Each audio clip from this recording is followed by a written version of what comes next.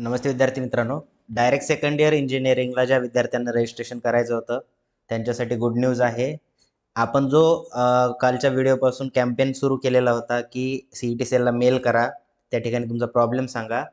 कारण तुमचा फोटोकॉपीचा रिझल्ट जो आहे तो दुपारी 3 वाजेपर्यंत लागला होता. तुमची मार्कशीट अपडेट व्हायला तर वेळ लागला.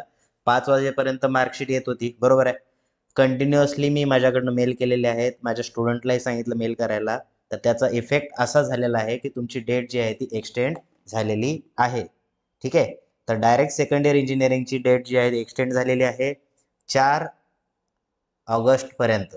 ठीक आहे. तर विद्यार्थी मित्रांनो, ज्या विद्यार्थ्यांचे फोटोकॉपीमध्ये मार्क्स वाढलेले आहेत अशा विद्यार्थ्यांनी काय करायचं आहे, तर सिम्पली त्यांनी त्यांची ऑनलाईनची जी प्रिंट आहे ती प्रिंट काढायची आहे आणि त्याच्यामध्ये तुमच्या कॉलेजचा स्टॅम्प जो आहे तो स्टॅम्प घ्यायचा, प्रिन्सिपल सरांची साईन घ्यायची आणि तो तुम्ही मार्कशीट अपलोड करायची आहे आणि तुमचं रजिस्ट्रेशन कंप्लीट करा.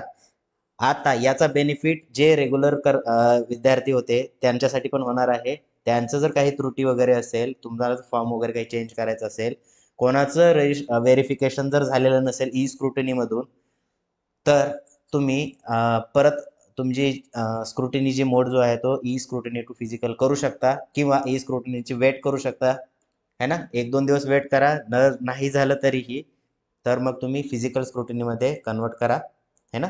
आणि तुमचा जो ॲप्लिकेशन फॉर्म आहे तो कंप्लीट करा, कारण आपल्याला रजिस्ट्रेशन जे आहे ते कॅप थ्रूच करायचं आहे, अगेन्स्ट कॅपमध्ये करायचं नाही. ठीक आहे. तर अशाच अपडेटेड माहितीसाठी जर तुम्ही आपलं डायरेक्ट सेकंड इयर व्हॉट्सअपचा ग्रुप जॉईन केला नसेल तर जॉईन करा, चॅनलला सबस्क्राईब केलं नसेल तर सबस्क्राईब करा. इथून पुढे मी तुम्हाला गाईड करत राहणार आहे ॲडमिशन कंप्लीट होण्यापर्यंत. ठीक आहे.